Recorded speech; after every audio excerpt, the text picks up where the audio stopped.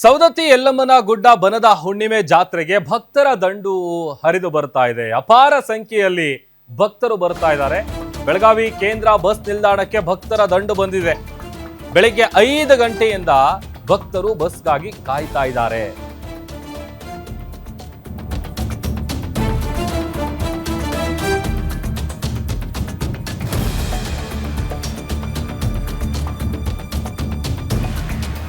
ಬೆಳಗಾವಿಯ ಸೌದತ್ತಿ ಯಲ್ಲಮ್ಮನ ಗುಡ್ಡ ಬನದ ಹುಣ್ಣಿಮೆ ಜಾತ್ರೆ ಹಿನ್ನೆಲೆ ಅಪಾರ ಸಂಖ್ಯೆಯಲ್ಲಿ ಬೆಳಗಾವಿ ಕೇಂದ್ರ ಬಸ್ ನಿಲ್ದಾಣಕ್ಕೆ ಭಕ್ತರ ದಂಡು ಬಂದಿದೆ. ಬೆಳಗ್ಗೆ 5 ಗಂಟೆಯಿಂದ ಬಸ್ಗಾಗಿ ವೆಯ್ಟ್ ಮಾಡ್ತಾ ಇದ್ದಾರೆ ಭಕ್ತರು.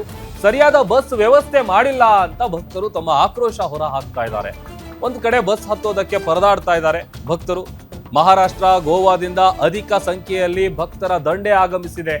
ಜನರನ್ನ ನಿಭಾಯಿಸೋದಕ್ಕೆ ಪೊಲೀಸ್ ಇಲಾಖೆ ಒಂದ್ ಕಡೆ ಹರಸಾಹಸ ಪಡ್ತಾ ಇದ್ದಾರೆ.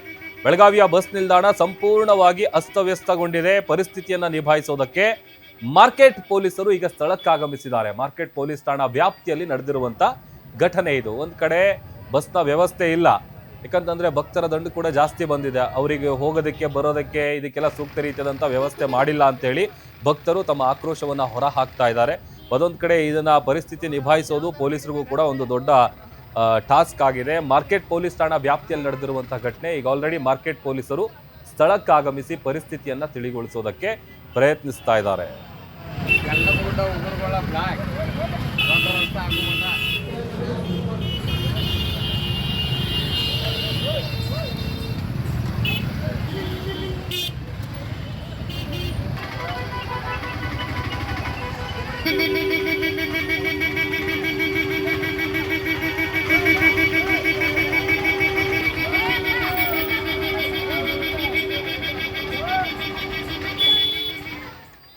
ನೋಡಿ, ಬೆಳಗಾವಿಯ ಸೌದತ್ತಿ ಯಲ್ಲಮ್ಮನ ಗುಡ್ಡ ಜಾತ್ರೆ ಇದೆ ಅಂತಂದ್ರೆ ಹೇಳಿ ಕೇಳಿ ನಾರ್ಮಲ್ ದಿನಗಳಲ್ಲೇನೆ ಭಕ್ತರ ಸಂಖ್ಯೆ ಜಾಸ್ತಿ ಇರುತ್ತೆ.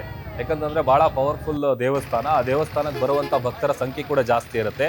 ಅದರಲ್ಲೂ ಹೇಳಿ ಕೇಳಿ ಜಾತ್ರೆ ಇರುವಂತ ಸಂದರ್ಭದಲ್ಲಿ ಸ್ವಲ್ಪ ಜನ ಇನ್ನೂ ಜಾಸ್ತಿನೇ ಬರ್ತಾರೆ. ಅದರಲ್ಲಿ ಬೇರೆ ಬೇರೆ ಭಾಗದಿಂದ ಎಲ್ಲ ಭಕ್ತರು ಬರ್ತಾರೆ. ಈ ಮಹಾರಾಷ್ಟ್ರ, ಗೋವಾ ಆ ಭಾಗದಿಂದ ಎಲ್ಲ ಭಕ್ತಾದಿಗಳ ದಂಡೆ ಬರ್ತಾ ಇದೆ. ಬಟ್ ಆದ್ರೆ ಅವ್ರಿಗೆ ಬರೋದಕ್ಕೆ ಹೋಗೋದಕ್ಕೆ ಒಂದು ಸೂಕ್ತ ವ್ಯವಸ್ಥೆ ಅಂತೂ ಮಾಡಿರ್ಬೇಕಲ್ಲ. ಆ ಥರದ್ದು ಯಾವುದೇ ವ್ಯವಸ್ಥೆ ಮಾಡಿಲ್ಲ ಅಂತೇಳಿ ಒಂದ್ ಕಡೆ ಭಕ್ತರು ತಮ್ಮ ಆಕ್ರೋಶವನ್ನ ಹೊರ ಹಾಕ್ತಾ ಇದ್ದಾರೆ. ಮತ್ತೊಂದು ಕಡೆ ಬಸ್ಗಳನ್ನ ಹತ್ತೋದಕ್ಕೂ ಕೂಡ ಜನ ಹರಸಾಹಸ ಪಡ್ತಾ ಇದ್ದಾರೆ. ರಾಜೇಶ್ ನಮ್ಮ ಪ್ರತಿನಿಧಿ ಹೆಚ್ಚಿನ ಡೀಟೇಲ್ಸ್ ಅನ್ನ ಕೊಡ್ತಾರೆ. ರಾಜೇಶ್, ಸಹಜವಾಗಿ ಸೌದತ್ತಿ ಯಲ್ಲಮ್ಮನ ದೇವಸ್ಥಾನಕ್ಕೆ ನಾರ್ಮಲ್ ದಿನಗಳಲ್ಲೇ ಭಕ್ತರು ಜಾಸ್ತಿ ಬರ್ತಾರೆ. ಅದರಲ್ಲಿ ಜಾತ್ರೆ ಇದೆ ಅಂತ ಅಂದ್ರೆ ಇನ್ನೂ ಹೆಚ್ಚಿನ ಸಂಖ್ಯೆಯಲ್ಲಿ ಭಕ್ತಾದಿಗಳು ಬರ್ತಾರೆ. ಅವರಿಗೆ ಸೂಕ್ತ ವ್ಯವಸ್ಥೆ ಮಾಡಿಲ್ವಾ ಹೇಗೆ ಅಂತ?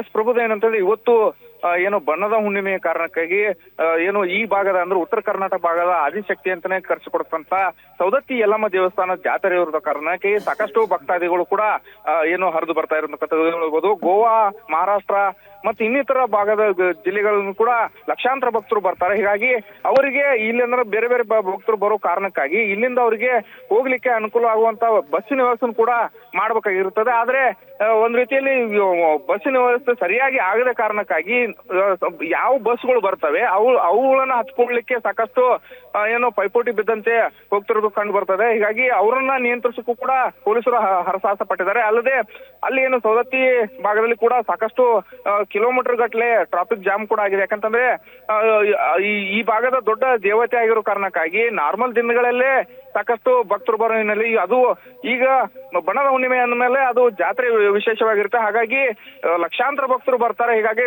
ಸಾಮಾನ್ಯವಾಗಿ ಅಲ್ಲಿ ಕೂಡ ಟ್ರಾಫಿಕ್ ಜಾಮ್ ಆಗುತ್ತೆ. ಅದನ್ನ ಕಂಟ್ರೋಲ್ ಮಾಡೋಕ್ಕೂ ಕೂಡ ಪೊಲೀಸರು ಕೂಡ ಹೈರಾಣಾಗಿದ್ದಾರೆ ಅಂತಾನೆ ಹೇಳ್ಬೋದು ಪ್ರಭು. ಓಕೆ, ಥ್ಯಾಂಕ್ ಯು ರಾಜೇಶ್, ನೀವೆಲ್ಲ ಡೀಟೇಲ್ಸ್.